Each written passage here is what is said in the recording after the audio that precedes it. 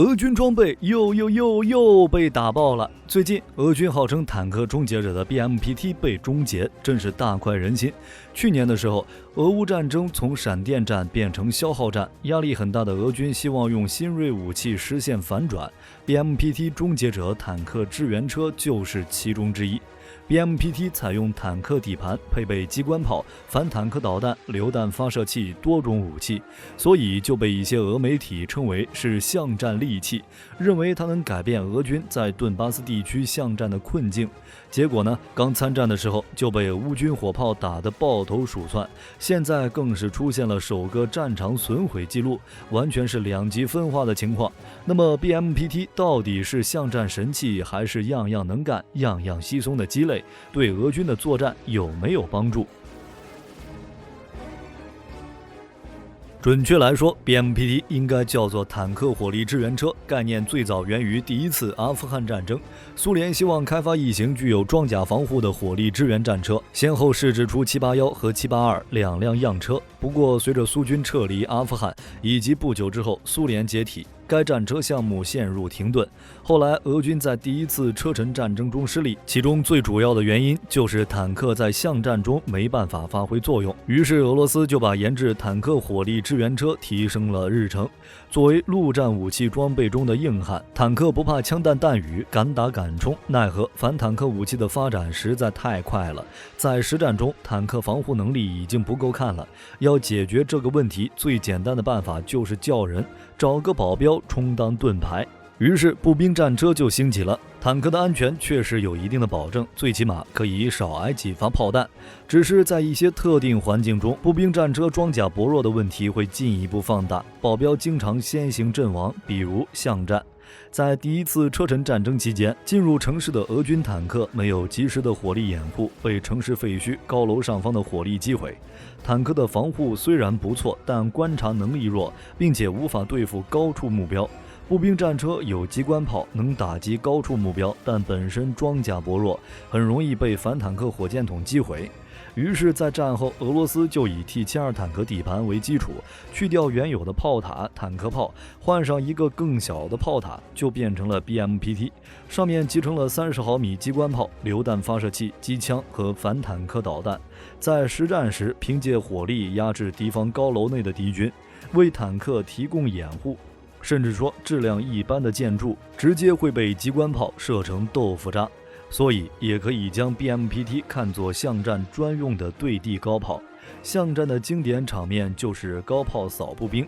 只是自行高炮缺装甲，身板太脆，而且没有专门对地的火控，反应也有点慢，不能完全满足战斗需求，所以俄罗斯就按照自己的需求专门设计了 BMPT。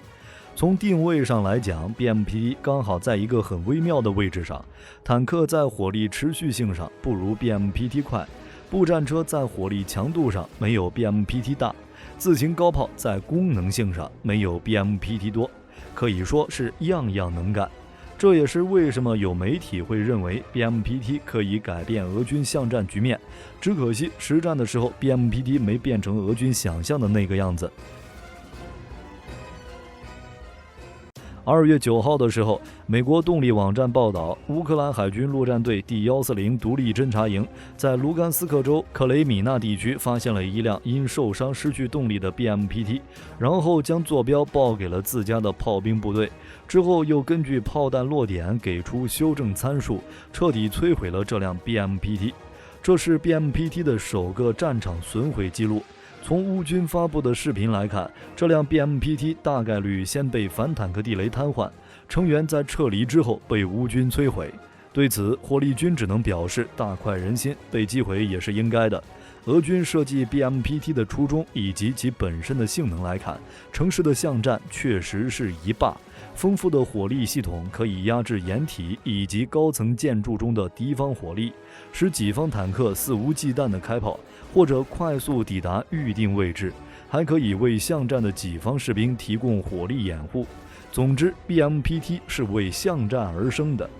结果俄军的用法不对，从被摧毁的 BMPT 也能看出来，它被当作了野战火力，而且乌俄战争打到现在，乌东的几个重要战场、城镇和村庄基本上被夷为平地。这个时候，俄军拉着 BMPT 战车野外作战，面临的不只是巷战中的单兵反坦克武器，还有乌军的火箭炮、榴弹炮等重型装备，还有无人机、远程反坦克武器等等。生存能力跟步兵战车差不了多少。BMPT 的首次战损就是无人机与火炮的组合。值得一提的是，从乌克兰国防部最近发布的视频来看，俄军的重武器，比如坦克、步兵战车、自行火炮，甚至是野战防空系统，在触雷之后都是直接抛弃，也不将其拖回修复了。乌军在发现之后，也是直接使用远程火炮将其摧毁，比如神剑制导炮弹，也不再试图缴获。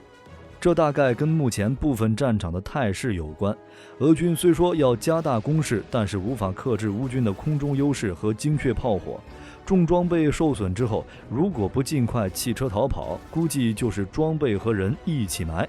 当然 BMPT 被摧毁，除了士气上的影响之外，不会对乌俄战争产生多大的影响。毕竟就一件没多大作用的装备，顶多让俄军肉疼一下。而且在乌俄战场上，俄军会有更多先进装备被炸毁，就比如之前北约组建坦克联盟，俄军不是派遣了新型马克战斗机器人参战，虽说只有3吨，体积小，但迟早还是要被干掉，同样不会影响乌俄战争的进展。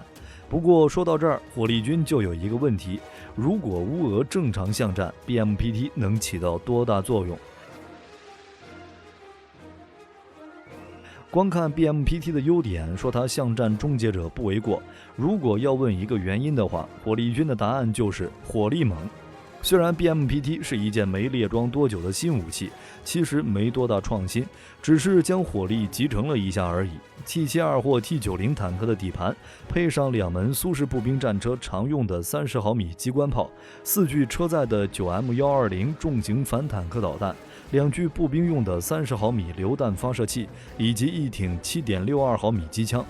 但按照俄罗斯的介绍， BMPT 具备强大的火力打击能力，可以同时向多个目标开火，压制和摧毁各个方向的多种目标。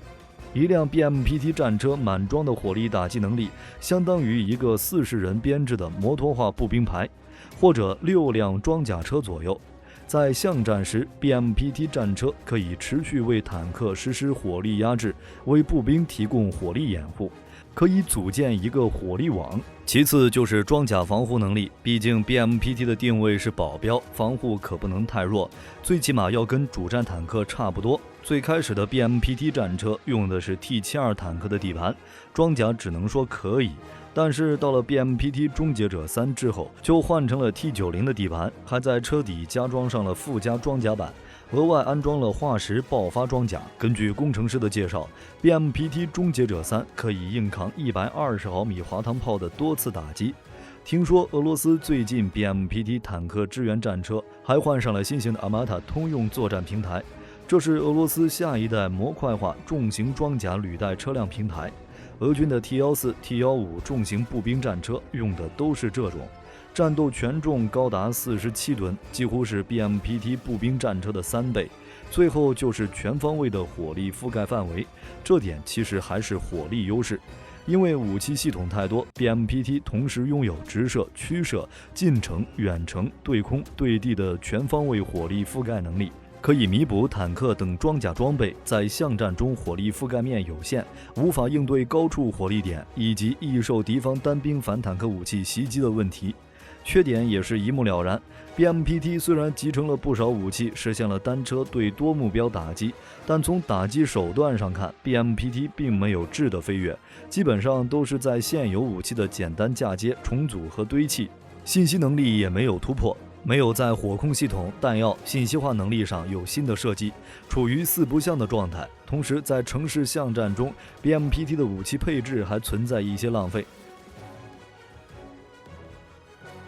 作为坦克支援车， BMPT 伴随坦克进行野战，但它也只是比普通的步兵战车有更强的防护、更远的导弹，防空能力没有提高，榴弹发射器有点多余。比如 BMPT 上的 2A42 型30毫米机关炮，原本在步兵战车上可以兼顾反装甲和防空，但是在巷战中压根就不需要考虑防空作战，2门炮有点多余。9M120导弹的远程反装甲能力在战斗中也不需要。俄罗斯最好的选择是为其专门配置一种新弹药，火箭发动机更小，射程也不需要多远，1-2公里就行，然后加大战斗部，并且改成半穿甲高爆战斗部。这样的导弹在打击对地建筑的时候更强，比坦克发射榴弹炮更有效。还有最重要的一点，虽然 BMPT 的武器很多，但是同时能用的其实就2种，机关炮、导弹和机枪不能同时开火。车内成员有5人，但对周围环境观察好的就只有车长，其他4人都靠车长的指挥来射击。在巷战这种复杂的环境下使用，迟早都被打爆，火力猛也无济于事。现在很多坦克都在车体周围布置小型摄像头，用来观察战场局势，而 BMPT 没有，可能之后会改进，但已经晚了。除去性能上的问题， BMPT 的造价还挺贵，还不能运送步兵，所以在研制出来之后， BMPT 一直没有批量生产，基本上只在阅兵式展览会上露面。直到2021年12月，首批9辆 BMPT 终结者2才正式装备俄罗斯中央军区陆军第90近卫坦克师。也就是说 ，BMPT 只列装了1个连队。之前在北顿涅茨克附近发现的几辆 BMPT， 估计就是全部了。注意一下，这个还是 BMPT-72， 用的是 T-72坦克的底盘。BMPT 从设计定型后，主要发展了3代。终结者1、2采用 T-72B3 主战坦克底盘，终结者3采用了 T-90主战坦克底盘。在俄乌战场上的不是最新版，防护性能一般，被乌军摧毁很正常。而且就算 BMPT 的性能再好，数量不够也是白搭，更别说现在数量不多，性能还有问题的情况了。目前除了俄罗斯，还没有其他国家装备这类武器。对 BMPT 作战效能也存在不同看法，因为火力支援战车与主战坦克有一样的弱点，战场态势感知能力偏弱，所以就有人认为，相比专门研发一种价格昂贵的作战车辆，加强步兵与坦克的配合，在战场上要更加有效。之后的巷战，无人装备才是主角。价格便宜的无人机，性能先进的无人战车，哪个都比 BMPT 这种火力支援车更强。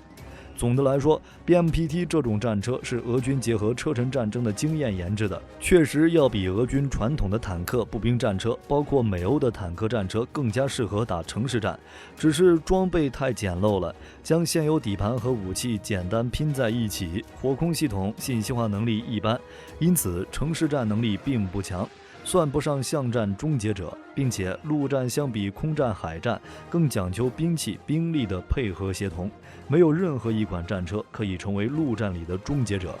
好了，今天的视频到这儿就结束了。各位觉得俄军的 BMPT 还有什么用？欢迎在视频下方留言。如果视频内容有不对的地方，也可以在下方指正。我是火力军，下期见。